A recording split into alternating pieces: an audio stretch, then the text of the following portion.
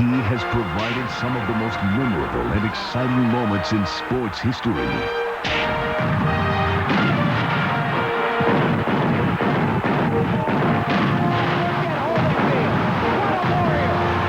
On May 20th, the Warrior, two-time world heavyweight champion Evander Holyfield returns to the ring against merciless Ray Mercer, plus Hector Camacho.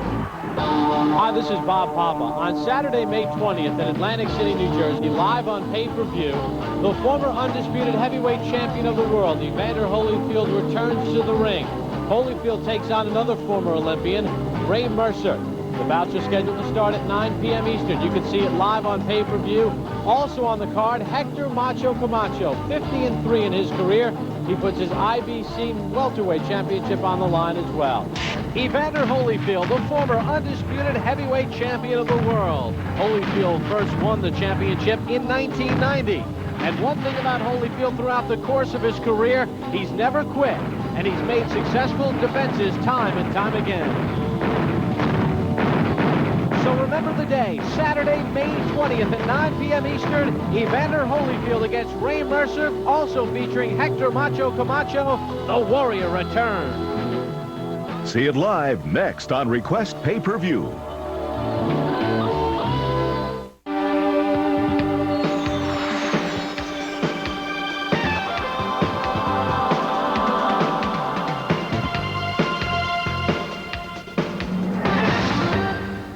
The following Request special presentation, The Warrior Returns, Evander Holyfield versus Ray Mercer, is being brought to you live. This event may be available in Spanish in your area. Check your cable guide for details.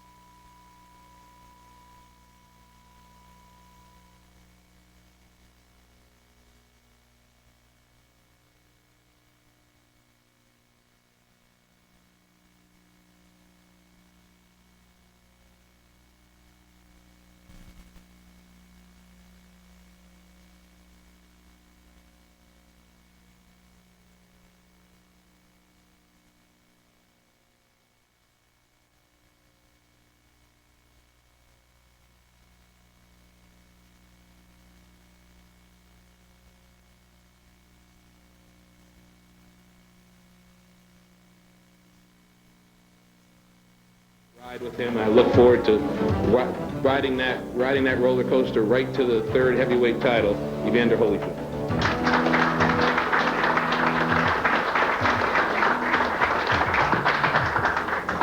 Thank you. I'm honored to be back and be fighting again. And I know that the question is why would I want to fight again?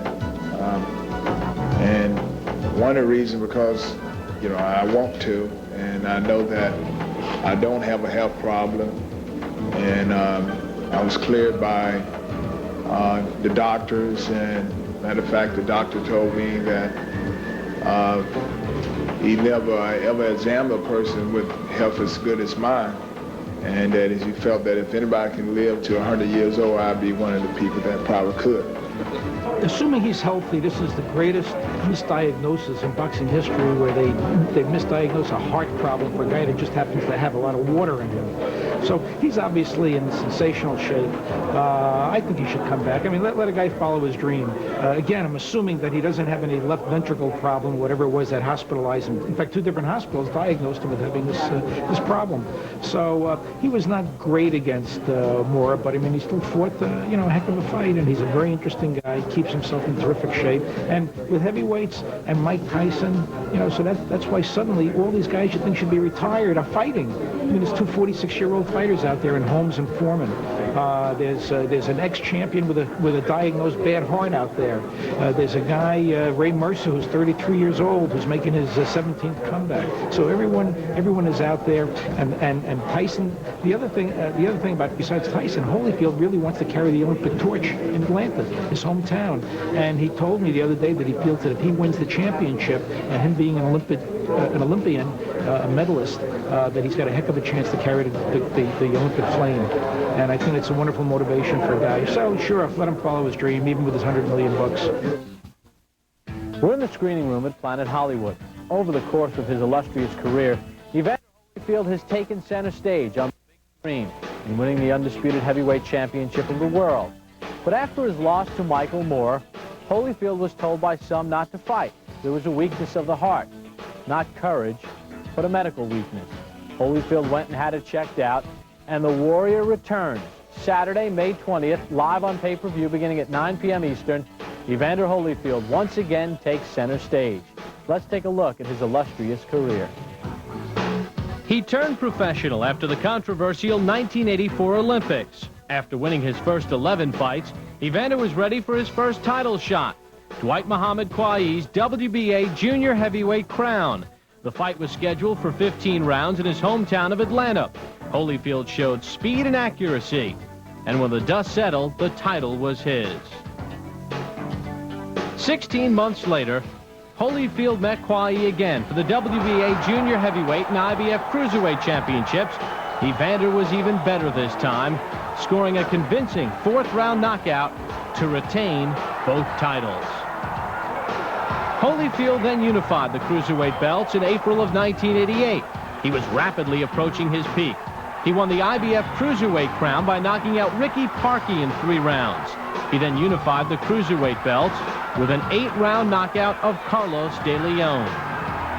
After knockouts of James Tillis and Pinklin Thomas, Holyfield was ready for his first heavyweight test against the former champion, Michael Dokes. New IBF Cruiserweight Champion of the World, Evander Holyfield. Well, he wasn't, with Dokes. It was a legitimate tough fight. First time fighting someone with the hand speed that he had, and the quickness and the knowledge and the size. And so he did put me into a test, and it was just sure, grace of God that I was able to, catch him in the 10th round and get him out of there. Holyfield was coming of age. He had an answer for every question that the former heavyweight champion asked. Holyfield was on the fast track to a heavyweight title shot with his impressive 10th round knockout of Dokes. He then dismantled Adelson Rodriguez in a 2nd round demolition. Holyfield was 22-0. He had recorded 10 consecutive knockout victories, and he was ready to take on all of the challengers in the heavyweight division. Up next for Holyfield was Alex Stewart in Atlantic City, New Jersey. Stewart gave Holyfield all he can handle. Stewart, like Holyfield, was being touted as a bona fide heavyweight contender. This was a crucial fight in Holyfield's march.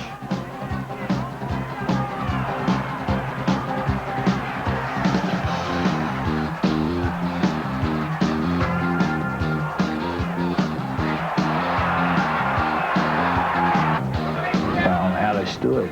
You know, I fought a guy that was undefeated with a lot of knockouts. The guy showed that he had a lot of character, meaning that he was able to take some, he was able to come back, and I truly believe by me not taking him out early, he showed that he could come back, and he did. Don't be a hero out there and take shots, goddammit. You get out there and you punch. Okay, now listen. Go to this guy now. You get the punch up with the get back with the combination. You don't take it back. You understand? Come on, he's busted up now. Come on. Holyfield heeded his corner's advice, working on Stewart's bad cut. The fight would be stopped in the 8th round, and Evander Holyfield would have another victory in his pocket. In the summer of 1990, Holyfield dusted off Seamus McDonough in Atlantic City, New Jersey. It took only 4 rounds. That set up his October 25th title shot against the champion of the world, Buster Douglas. And a straight right hand made Holyfield the heavyweight champion. His first title defense was a 12-round decision over George Foreman. He then returned home to Atlanta, where he finished off again Burt Cooper in 7 thrilling rounds. Then in June of 1992, Holyfield won a unanimous 12-round decision against the former heavyweight champion of the world, Larry Holmes. That set up the November 13th matchup in Las Vegas, Nevada, against the brash, wise-talking Riddick Bowe. Round number 10 would go down as a heavyweight classic. Holyfield was in all types of trouble to start the round, but he battled back, showing his true colors as one of boxing's ultimate warriors. As round number 10 continued to click away, Evander Holyfield somehow had gained control of the round and had Riddick Bowe reeling.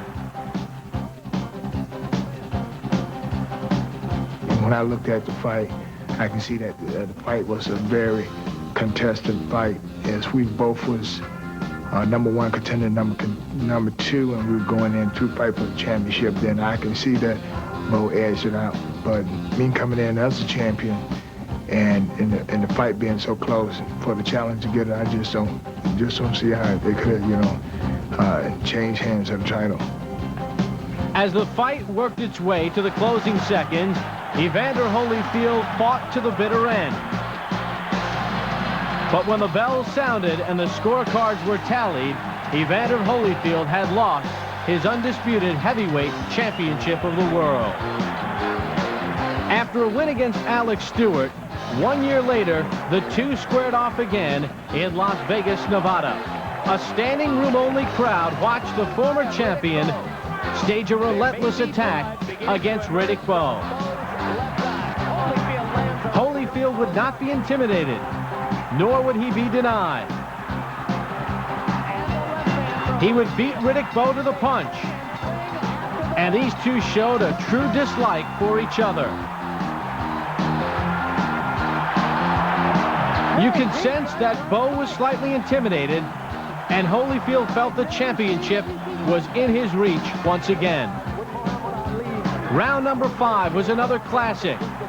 Holyfield battered Bowe from post to post. He could sense that the championship could be his once again. Unlike their first meeting, Holyfield did not let up. He gave Bowe everything he had, leaving no doubt on the judges' scorecards when all was said and done.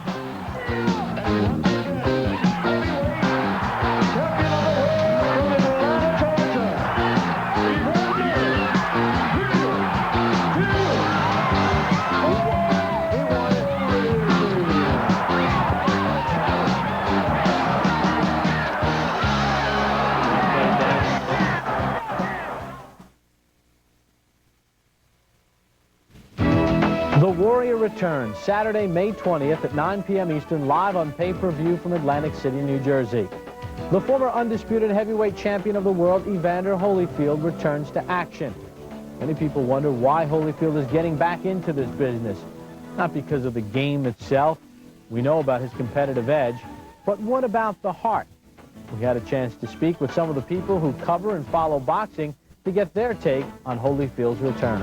Oh, I would like him to just pack it in, because his status in boxing history is secure, and he can't tarnish it no matter what happens. But he's made enough money, and you like to see guys get out with all their faculties, and I think it'd be a good time for him to get out. But I understand the Warrior wants to keep fighting, so he's going to keep doing it.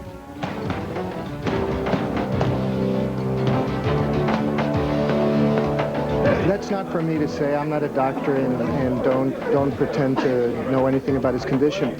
However, I think if he feels that he's well enough to fight, then he should be given the chance to. Why? Why would you want to fight again? You've accomplished every goal that you've ever set out. You won an Olympic medal. You won the heavyweight championship 2 times. You've become $102 million to become the highest paid athlete in history. Why would you want to do it? And his answer was that he's just a competitor.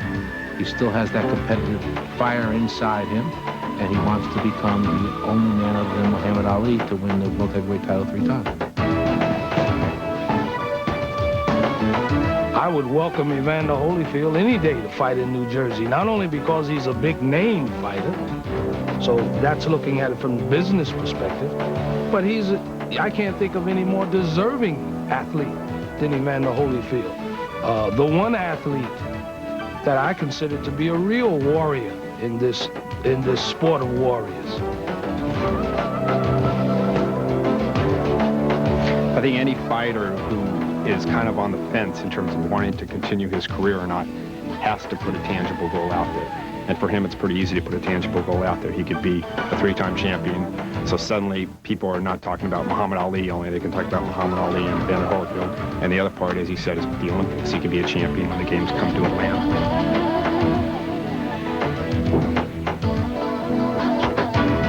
In a brief retirement, I looked at it and I was happy. I left out with a up spirit. I have accomplished the things that I wanted to accomplish in the game of boxing. I've been champion of the world twice, and made the Olympic team, and it's made me a lot of money. And I feel that I touched a lot of people in the point of me boxing, and I was willing to step back and just go on to something else that would be better. And the fact is that it turned out that wasn't anything wrong with me, and I've been blessed, been healed, and I have an opportunity to come back into the game, and I realize that there's some more that I can do. And and more, if I'm getting into boxing, I just can't box just to box. I have to have a goal. And my goal is always to be the best that I can be, and to set that goal for me to be the 3-time heavyweight champ of the world. My own thing, I don't put out goals that I can't reach. That's something that's reachable. I know that it means going back and fighting the good fighters, and this is the route that I want to take.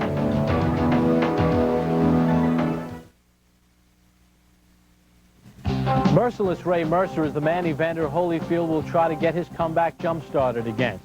Not an easy opponent. Mercer was a winner at the Olympics in 1988. His career has been spotty at times, but one thing is for certain. He leaves nothing in the dressing room. He has a relentless style that will press Holyfield from start to finish.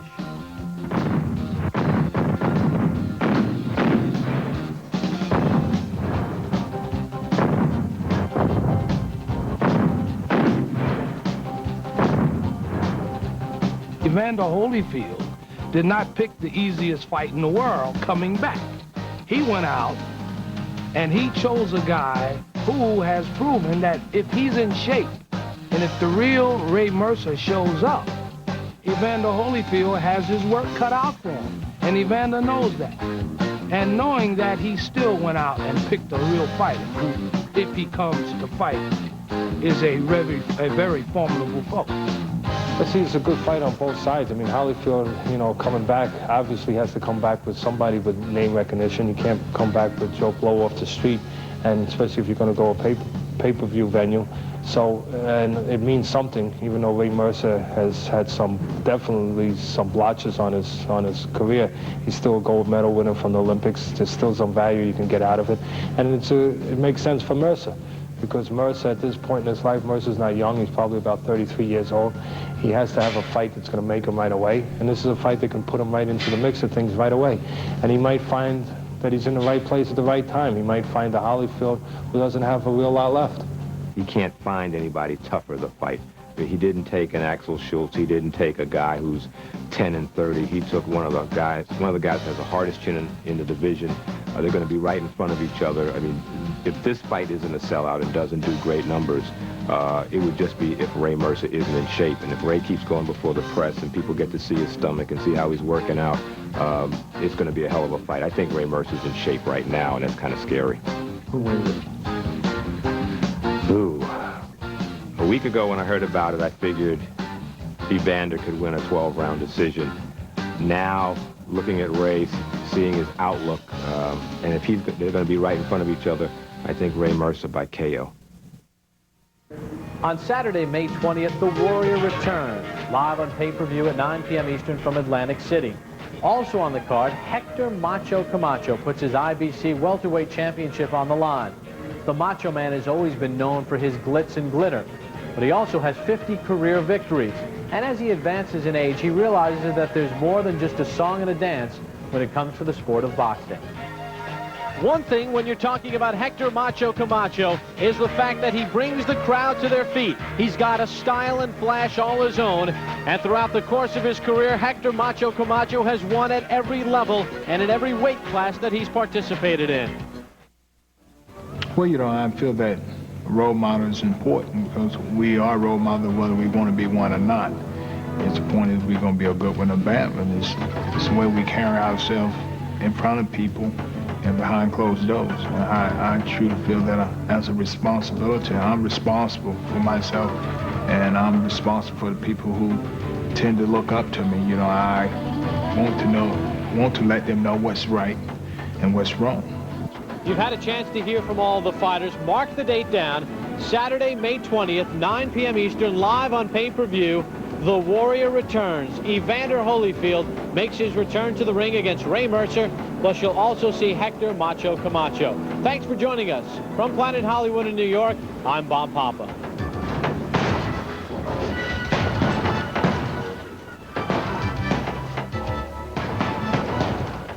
Let's listen in to the sights and sounds of Evander Holyfield's fists.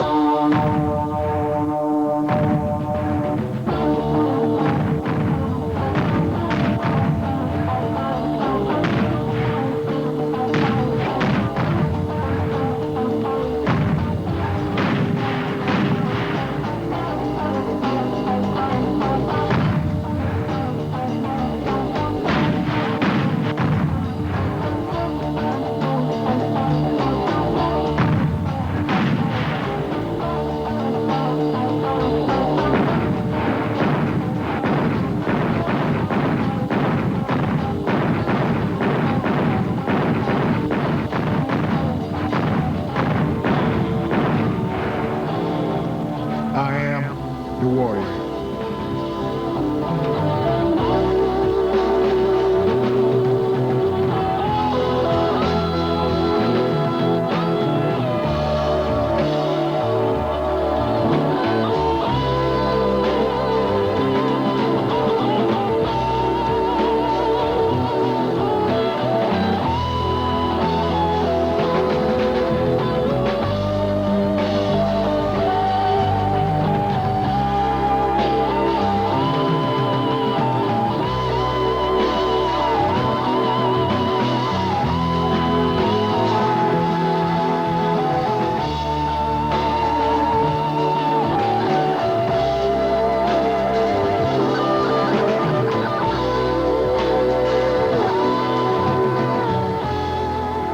I am the Warrior.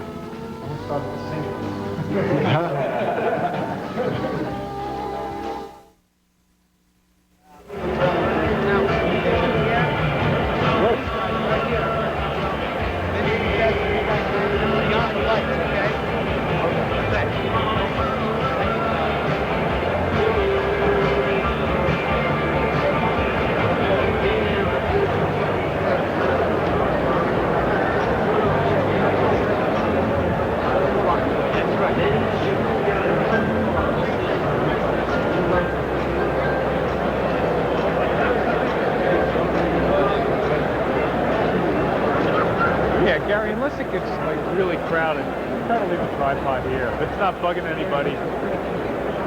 Okay.